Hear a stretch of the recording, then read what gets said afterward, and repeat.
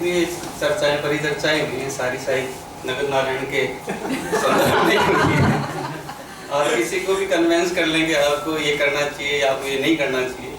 मेरा मानना है कि जब तक व्यक्ति में खुद में नहीं बीतती है ना सर, तब तक वो संजीव सर को याद नहीं करने वाला है। वैसे राजस्थानी में वैसे ये मारवाड़ी में 2 लाइन होती है, जब माथा पे पड़सी ना तो हाथ मत ऊपर आ जैसी। तो जब किसी आदमी के ऊपर कुछ बीतती है ना सर, तो वो अपने आप ही फिर अपनी व्यवस्था स्वयं कर लेता है। आज का जो सब्जेक्ट था सर, वो मेरे राजस्थानी कस्टम्स को जानने के लिए आपके सामने था।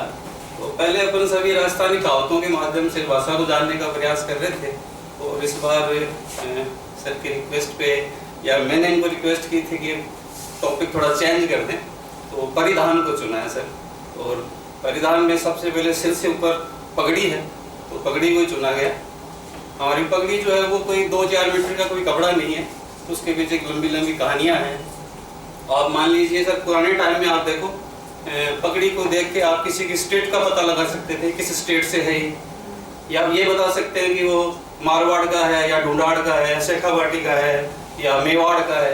रीजन का भी पता लग जाता है, उसकी जाति का, उसके चरित्र का, यहाँ तक कि उसकी सामाजिक स्थिति का, या एट ए टाइम उसकी परिस्थिति कैसी है, उसकी परिवार की स्थिति क्या है, ये भी वो पगड़ी जो है वो इंडिकेट कर देते थे। बिल्कुल सर, जाति के अनुसार भी पगड़ी के रंग, उनके बांधने का तरीका, उसमें पैच जो होते थे वो भी काउंटेबल थे, तो उसके आधार पर इन चीजों का पता लग जाता था। तो ये हमारी जड़ों की गहराई है, उसको जानने के लिए मैंने 5 कुछ क्वेश्चंस के रूप में आपके सामने फ्रेम किए हैं।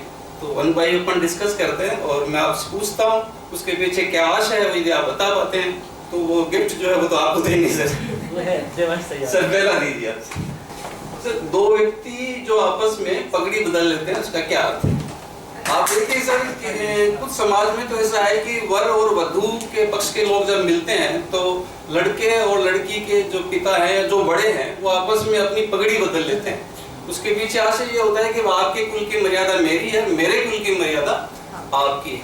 आप इसके पीछे एक कहानी भी आप देखें, अकबर की और महाराणा प्रताप की लड़ाई अभी बंद नहीं हो पाई, पर अकबर के पोते खुर्रम ने जब अपनी पगड़ी महाराणा प्रताप के पोते कर्ण सिंह के सिर पे रख दी तो लड़ाई बंद हो गई, फिर शांति स्थापित हो गई।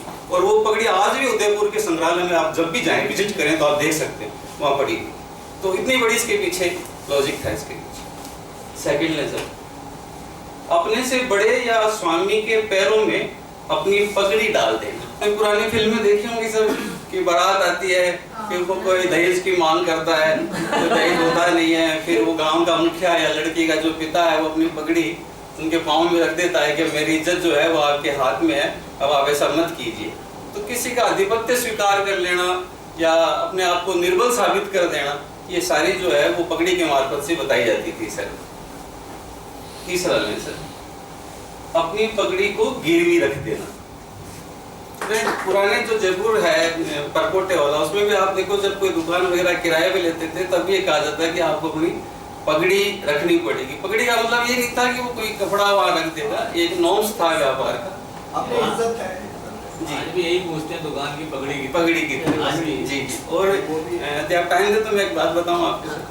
पहले क्या था कि एक व्यक्ति को पैसों की जरूरत पड़ी तो वो किसी महाजन के पास गया, वो बड़ा चरित्रवान गांव का संभ्रांत व्यक्ति था, तो उसने उस पैसों की जरूरत को पूरा करने के लिए अपनी पगड़ी जो है महाजन के पास रख दी और कुछ पैसे लेके वो वापस आ गया। तो वहाँ एक थोड़ा शातिर किस्म का आदमी और बैठा था कि यार ये ठीक है, पगड़ी रखो और पैसा ले लो, तो वहाँ से वापस आ गया। तो अगले दिन वो शातिर आदमी उसके पास गया कि मुझे कुछ पैसे चाहिए, उसने पगड़ी नहीं पहन रखी थी। तो क्या मैं इसको तेरे को किस बेस पे दे सकता हूँ? ऐसा करो आप अपने एक मूंछ का बाल दे दो मेरे को। तो उसने एक मूंछ का बाल तोड़ा और उसको दे दिया। उसने कहा कि इस बाल पे तो आपको कर्ज नहीं मिलेगा, आप दूसरा बाल लेके आओ। तो उसने बैठ बैठ के सारे मूंछों के बाल तोड़ के उसको दे दिए कि आप मुझे कर्ज क्यों नहीं दे रहे? मैंने तो आपके कहने से सारे मूंछों के बाल तोड़ दिए कि आपके मूंछ के बाल जो है वो टेढ़े हैं, थोड़ा सीधे करके लाओ इनको। तो ये मूंछ के बाल और पगड़ी की दोनों के पीछे की कहानी थी कि हर किसी को कर्ज नहीं मिलता था कि आप चले जाए अपनी पगड़ी रख दे किराए पे दे दें, क्योंकि पगड़ी को छुड़ाने के लिए पोते पड़पोते की पीढ़ियां तक बीत जाती थी, सब छुड़ाने की इज्जत मानते थे उस चीज को। कर ली किसी राजा को अपनी पगड़ी उतार कर नंगे सिर झुक कर सलाम करना, उर्निस, उर्निस एक अरबी भाषा का शब्द है जिसको राजा के सामने अपने झुक के सलाम करते थे, उसको उर्निस कहते हैं सर। तो उर्निस करना सही, मैं बताता हूँ आपको। चलो इस पीछे कहानी से देखो जरा। महाराणा प्रताप ने अकबर की अधीनता स्वीकार नहीं की।